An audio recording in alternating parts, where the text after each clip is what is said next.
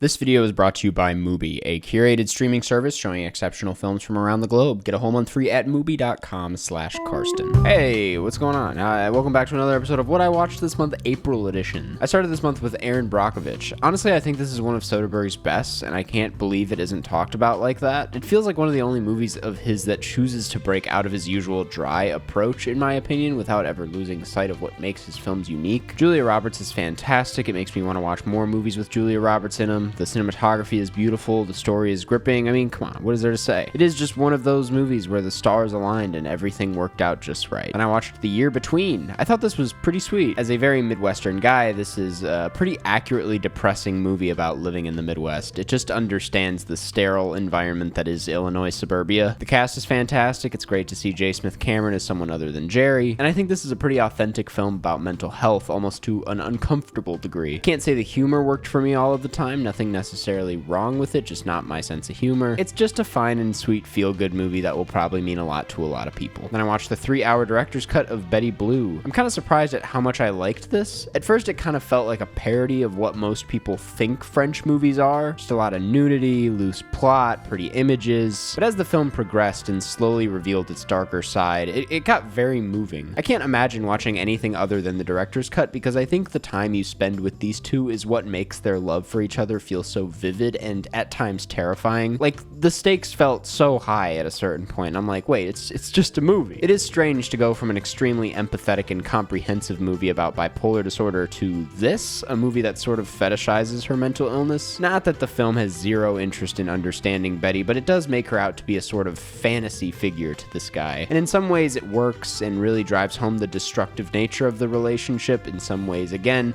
it just feels mean. That's what makes it such an interesting movie. I will probably have a different opinion in like 2 weeks. And I watched Dungeons & Dragons: Honor Among Thieves. I, like most of society, was kind of shocked at how good this was. It felt so good to be in a theater on a Saturday afternoon watching a good, funny action-adventure flick. I really didn't think the humor would work on me, but it kind of did. It never felt out of place. It only made things better. The cast was selling every single scene they had. I don't think anyone did a bad job here. What I really love is that the story is just enough. It doesn't try to get into multiverse bullshit. It doesn't exist beyond the realms of this singular movie, although I would watch a sequel. It's just a perfectly good adventure plot that worked and had me invested, and that's really all I wanted out of this. I think it is a little too long for what it is. There were a handful of moments that could have been trimmed, but damn it, it just felt so good to watch this. I'm glad this exists. It makes me happy, and I would watch another one. Then I watched The Hunt, and all the happiness I had just evaporated. This is directed by Thomas Vinterberg, the same director as Another Round, and man, is this a devastating movie. I want to avoid talking about plot simply because going in knowing nothing makes this a lot more interesting. All I will say is that, 1, this might be my favorite Mad Mikkelsen performance. 2, it is way better looking than Another Round. I've never seen a filmmaker go backwards with their production value like this. And 3, I think the biggest pro about this film is the fact that for a movie about such a sensitive topic, it does an incredible job at keeping this vague, not really letting the audience know what actually happened at any given moment.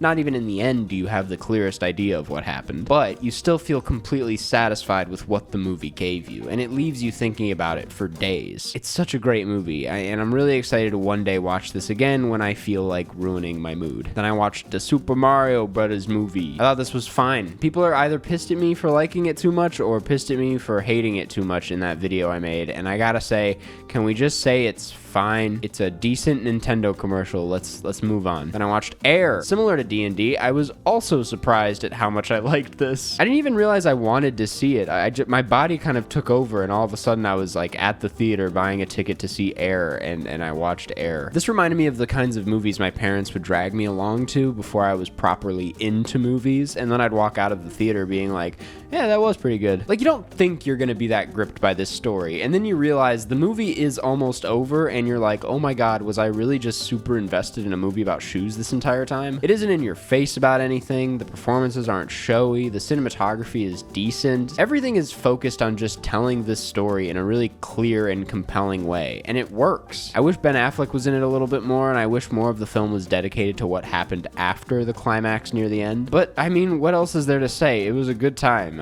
See it with your dad. Then I watched The Fugitive. I've seen bits and pieces of this on TV, but never sat my ass down and properly watched The Fugitive in its entirety, and it's a wild time. Harrison Ford is so funny in this movie. I know it's serious and not meant to be funny, but that guy just makes me laugh in the best way. He is the perfect guy for this role. The action is obviously insane. The first 20 minutes are, again, hilariously good. It's also one of the best Chicago movies I've ever seen. I can't believe I got to watch Harrison Ford on the Brown line. It does get a little redundant after a while, and feels a bit like it's running in circles at a certain point, but that's really the only thing holding this back from being a straight-up masterpiece. Thoroughly enjoyed, and once again, watch it with your dad. Then I watched Showing Up. This is the latest Kelly Reichardt banger, and fellas, she has done it again. Out of all her movies, if you weren't sold on her already, this one is the least likely to win you over because it goes full Reichardt. Super cozy, super small, very low-key, barely a plot, but as usual, somehow it's insanely compelling and emotional. It definitely feels the most meta of all her work, knowing she herself works at a university as a film professor, and I think as a movie about creating art and how the world around you informs it and also disrupts that process, this movie just absolutely nails it. I don't know how else to talk about it. It's one of those movies that should just be felt and enjoyed, but please give this one a gander. It's a good one. And I watched Spielberg. I feel like I would have loved this so much more before watching The Fabelmans. That was the movie that taught me a bit about Spielberg's history with his parents and how his background shows up subtly in a lot of his work.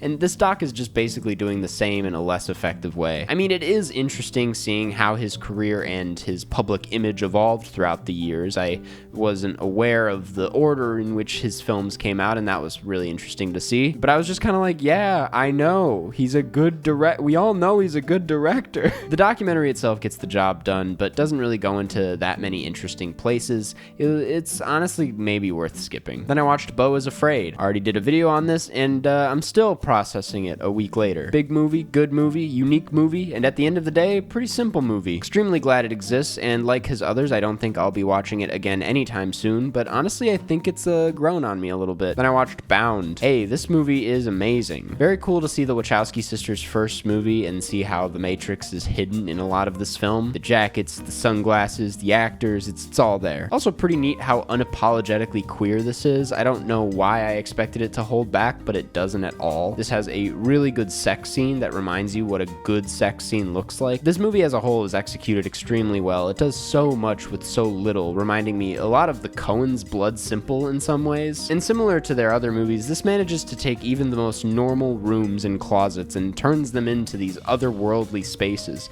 Literally the first shot feels like I'm inside some sort of machine, and then you realize it's just some closet, and you're like, damn. It's a really unique skill that I've only seen in their films, and it's very cool to see it executed at such a small scale. Then I watched The Wolf House. Let's get this out of the way. This is one of the coolest looking animated films I've ever seen. It experiments with stop motion in a way you only see in short films, but this is a feature-length film, and it just keeps reinventing itself throughout the entire runtime. That in itself is just such an achievement. I have never seen anything that looks like this. And usually, when you describe a movie that way, the animation is often compensating for a lack of story, but not only does The Wolf House have a really dark story to it, but it's also a very rich one. I'm not the guy, and this isn't the video, to get into the historical context of this movie's story and all that, but it definitely makes for a really unsettling and upsetting movie. If you want to learn more, you should just look it up. Then I watched Baby J, the John Mulaney stand-up special. Obviously, a lot has changed since he last put out a special, and I gotta say that he still has it. I feel like he has handled everything that has happened in his life pretty perfectly, both redefining his image and remaining funny, even if it means doing things a little differently. This could have been a total disaster, but instead it actually made for a pretty great stand-up special, and that just proves how good he is at what he does. I've also been rewatching Twin Peaks. On a rewatch, I can't say I'm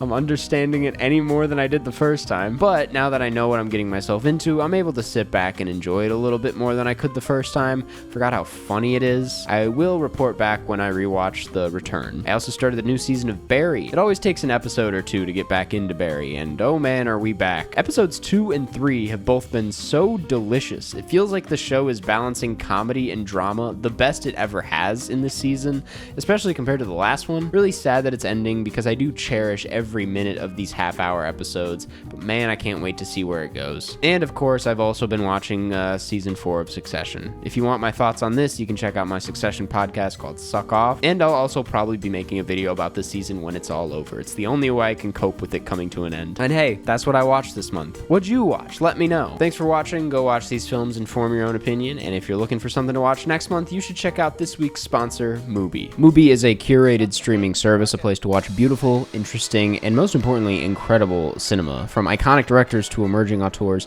there's always something new to discover. With MUBI, each and every film is hand-selected, which is something I really appreciate. I have a tough time figuring out what to watch, and when I know that it's coming from an actual human person that hand-selected it, it makes it feel a lot more trustworthy. It makes me feel like, oh, there's a reason I should watch this. Plus, they have Notebook. Notebook is a print-only magazine devoted to the art and the culture of cinema. Created, prepared, and published by MUBI. Notebook is published biannually. It is a yearly subscription that includes 2 beautiful issues. Each issue comes with an exclusive gift, a surprise, just for Notebook subscribers, and shipping is free wherever you are. Subscriptions are now open for issues 3 and 4. You can subscribe to the magazine now for $40 a year. Find out more at mubi.com/magazine. You can also try MUBI free for 30 days at mubi.com/Karsten. That's mubi.com/Karsten for a whole month of amazing cinema for free.